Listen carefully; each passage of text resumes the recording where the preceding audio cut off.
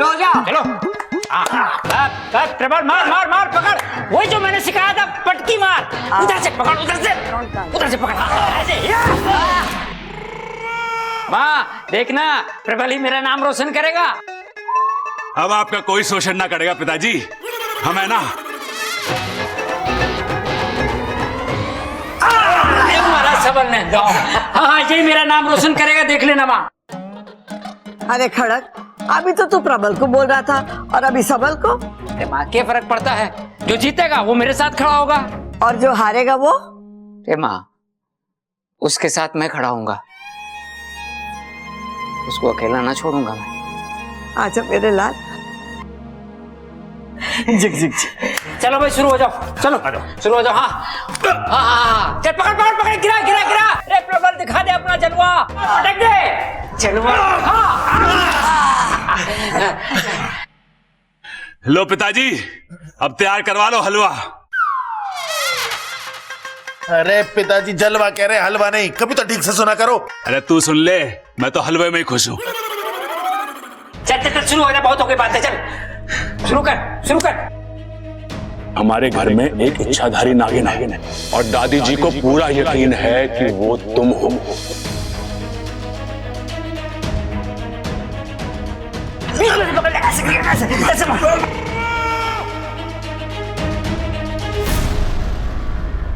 और उन्होंने बबल को तुम्हारे बारे में सच पता करने के लिए बोला है।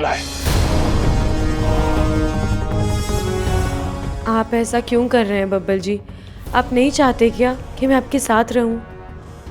अच्छा, दादी की संतुष्टि के लिए सच को सामने लाना जरूरी है, और उसके लिए मुझे अगर तुम्हारे अगेंस्ट भी जाना पड़ेगा तो मैं करूंगा।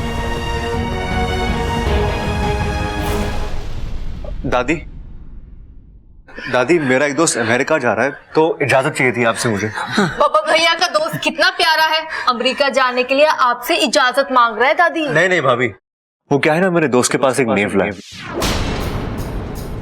और उसने अपने नेवले को बहुत प्यार से पाला है। अब वो उसे जंगल में अकेला छोड़ना नहीं चाहता, तो उसने मुझसे रिक्वेस्ट किया है कि हम उस नेवले को अपने घर रखें। अब मैंने उसे हाँ तो बोल दिया, लेकिन अगर आप लोग चाहे तो। छोरा, जब तूने हाँ बोल दी है तो पूछने की कोई बात ही ना है। जा जाके ले आ।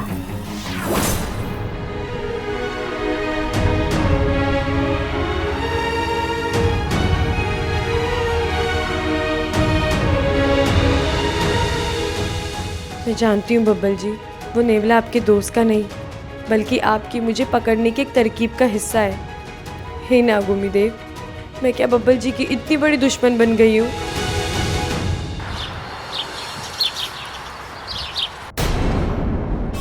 कहते हैं पति पत्नी अगर एक दूसरे को खाना खिलाए तो उन दोनों के बीच में प्यार बढ़ता है। खाइए।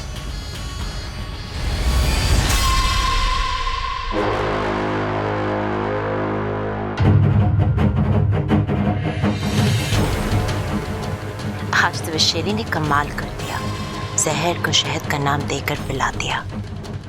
जैसे जैसे मेरे हाथ का बनाने वाला तेरे पेट में उतरेगा, तेरे खानदान का सच अपने आप तेरी जुबान पर आ जाएगा। एक दिन तो खुद मुझे अपने घर का पता बताएगा और मैं उस घर का नामो निशान मिटा दूंगी, खत्म कर दूंगी सब कुछ।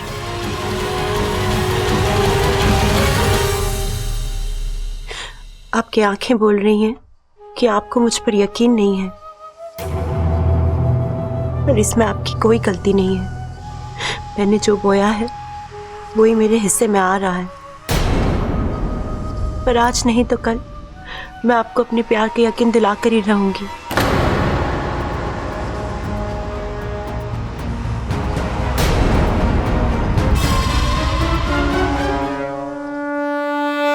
इसीलिए इंसानों को दगाबाज कहा गया है। जिस बब्बल की जान इच्छा ने बचाई, आज वही उसकी जान के पीछे पड़ गया है। लेकिन वो तो अपनी दादी के आदेश का पालन कर रहा है ना। सिपली, तुम बब्बल की तरफदारी कर रही हो?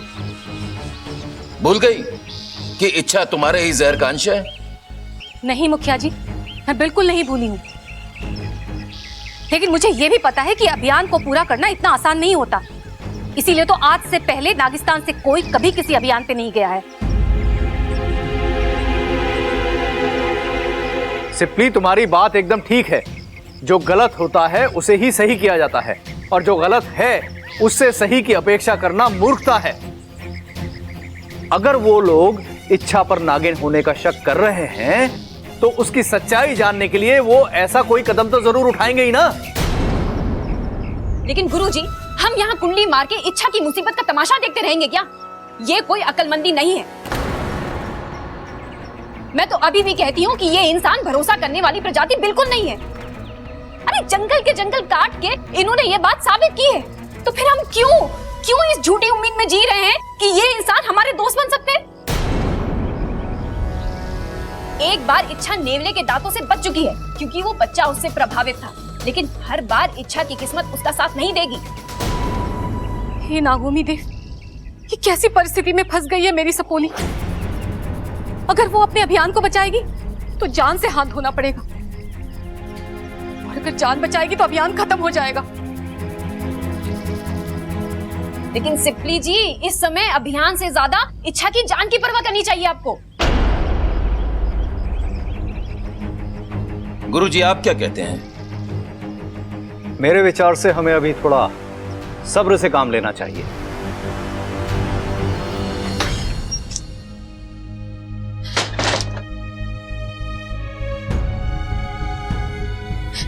इच्छा, गलती की है तो सजा तो मिलनी ही थी ना।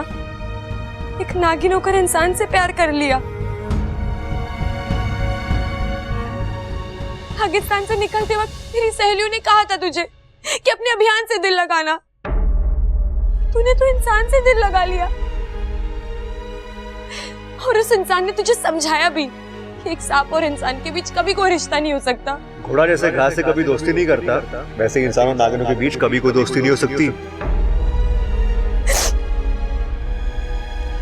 किसी की कोई गलती नहीं है।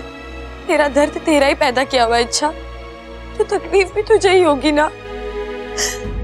इच्छा, मुखिया जी का संदेश आया, तुम्हें अभी के अभी नागिस्तान जाना पड़ेगा।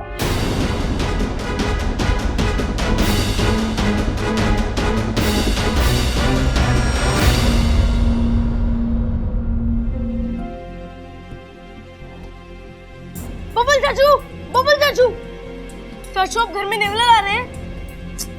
अरे चाचू, आप घर में नेवला ला रहे हैं क्या? हाँ अप्पू, वो मेरे दोस्त के जाने के बाद उसका नेवला अकेला हो जाएगा, उसे एक फैमिली की जरूरत होगी। पर चाचू, हमारे घर में तो ऑलरेडी इतने सारे लोग हैं, ऊपर से इच्छा भी आ गई है। आपको इस नेवले को घर में लाने की क्या जरूरत है? आप इसे किसी पेट शेल्टर में क्यों नहीं दे देते? मेरे फ्रेंड ने भी अपनी गली की कैट वहीं पर दी है। लोग वहाँ पर जानवरों का बहुत ध्यान रखते हैं। देख अप्पू, मेरी बात को समझ, मुझे उस नेवले से कुछ काम है। चाचू, आप मेरी बात समझो। अगर आप घर में नेवला लाओगे तो लोग आपको सांप पकड़ने वाला समझेंगे। लोगों के यहाँ से कुश्ती के नहीं, सांप पकड़ने के ऑफर आएंगे। अच्छा लगेगा आपको? चाचू, ऐसा क्या काम है आपको नेवले से? अरे है काम, तुझे क्या प्रॉब्लम है? देख अप्पू, हमें इच्छा का राज जाना है, कहीं वो एक नागिन तो नहीं है। चाचू, आपको गलतफहमी हो रही है। इच्छा नागिन कैसे हो सकती है? आप भी कैसी बातों पे यकीन कर रहे हैं? वो तो एक बेचारी सी लड़की है जिसकी याददाश्त भी चली गई है। अगर वो एक लड़की है तो नेवला उसे कुछ नहीं करेगा अप्पू। और अगर वो एक नागिन हो तो चाहे उसे मार दे। क्या?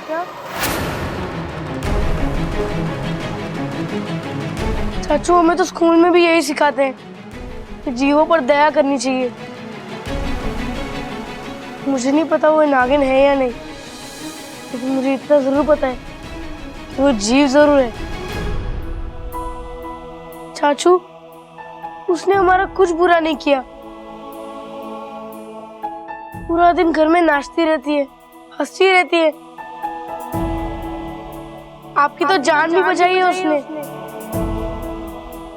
हाँ, एक काम जरूर गलत करती है वो, घर में रखा सारा दूध पी जाती है।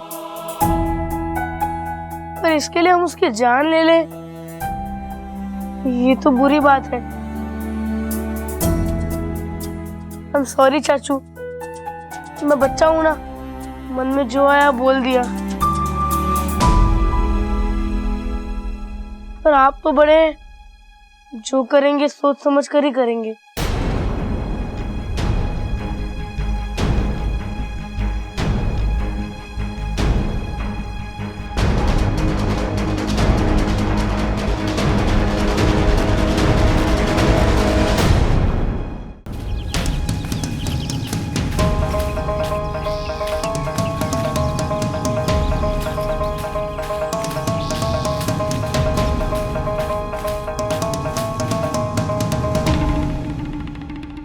ओम नमो तक्षक कुलाय सर्पे स्तंभने कुरु कुरु स्वाहा।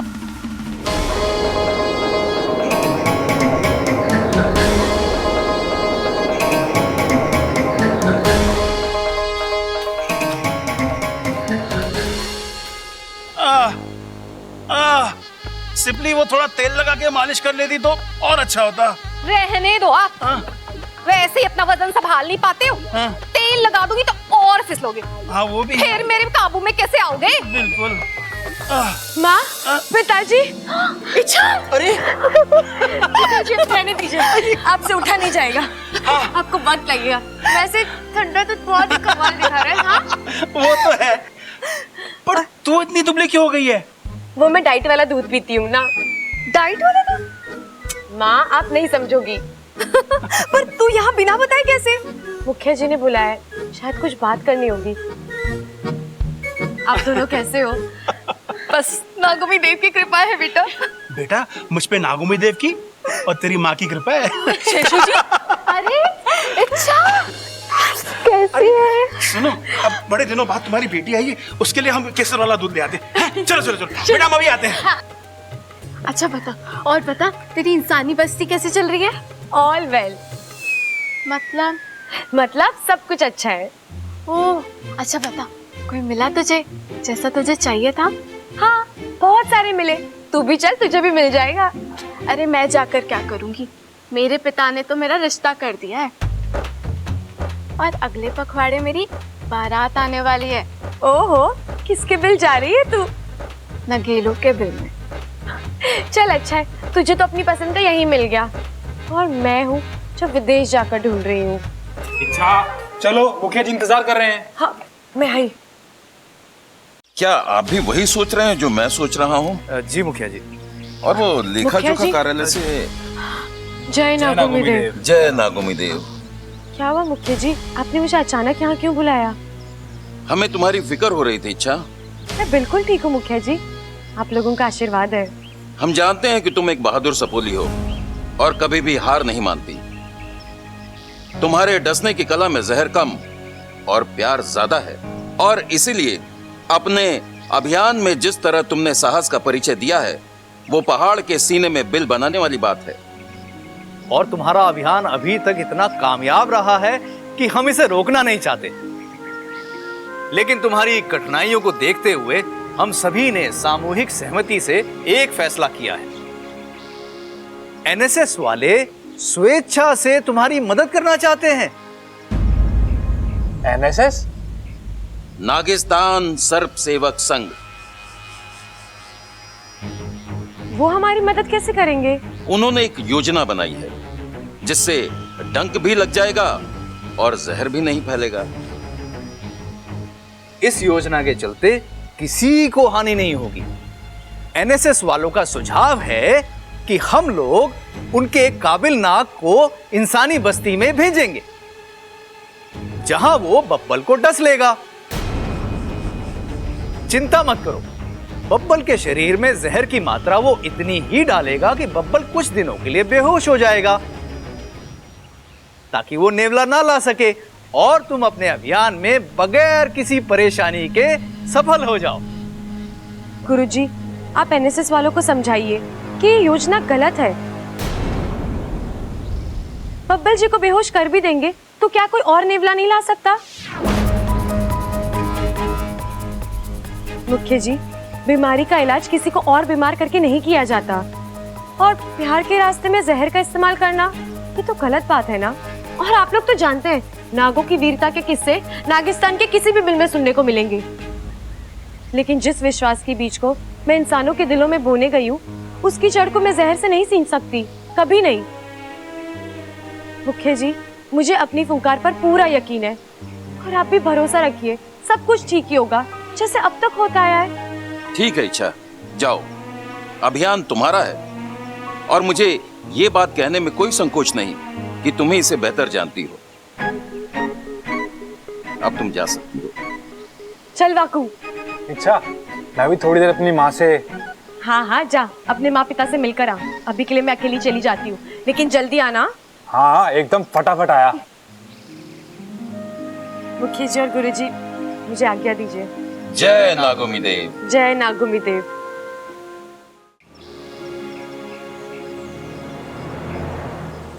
मुझे कैसे भी करके जल्दी से इस समस्या को दूर करना होगा। बब्बल जी को यकीन दिलाना होगा कि मैं इच्छाधारी नागिन नहीं हूँ। अगर वो नेवले को लेकर आ गए तो बहुत गड़बड़ी हो जाएगी, और अगर मुझे कुछ हो गया तो मुखिया जी बब्बल जी को।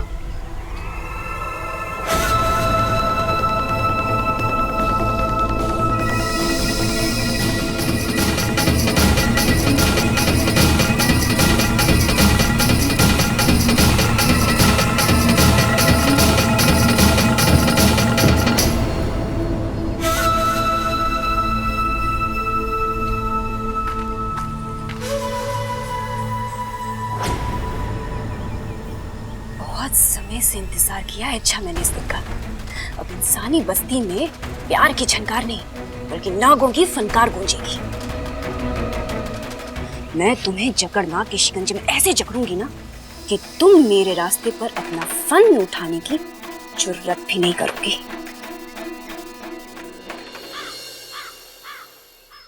वाह दादी, दिवाली आने में थोड़ा वक्त है तो मैं ये पटाखे अभी फोड़ सकता हूँ। हाँ जा फोड़ ले।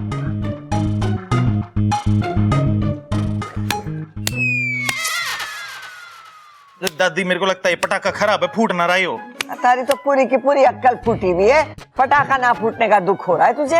अरे ये प्याज ना है, पटाखा है, आज जलाने से फटता है। चुप कर। अरे दादी देखो, मैं पंडित जी को लाया। नमस्ते। नमस्ते।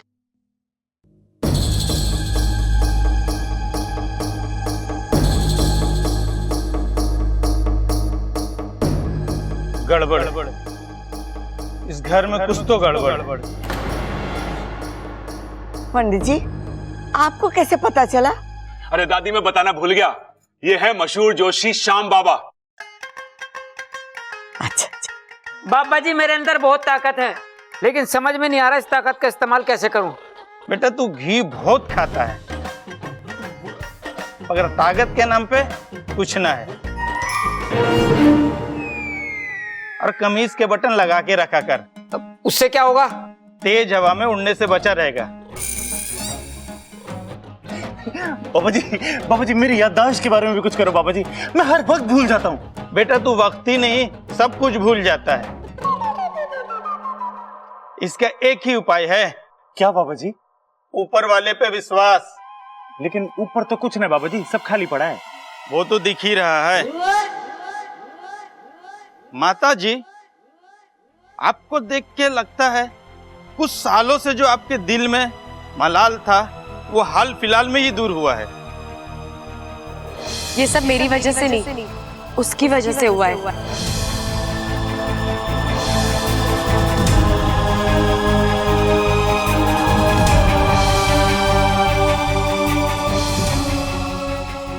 जय नाग देवता।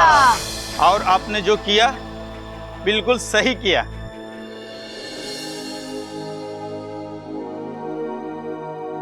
पंडित जी, आप हमारा बबल का हाथ देख के बताइए ना कि इसके भाग्य में क्या लिखा है।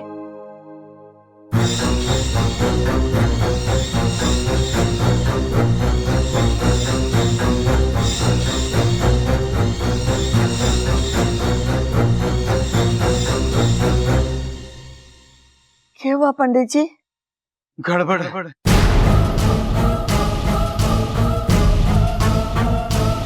काफी गड़बड़ है। बताइए ना क्या गड़बड़ है? तुम्हारे ऊपर किसी शैतानी रूह का साया है।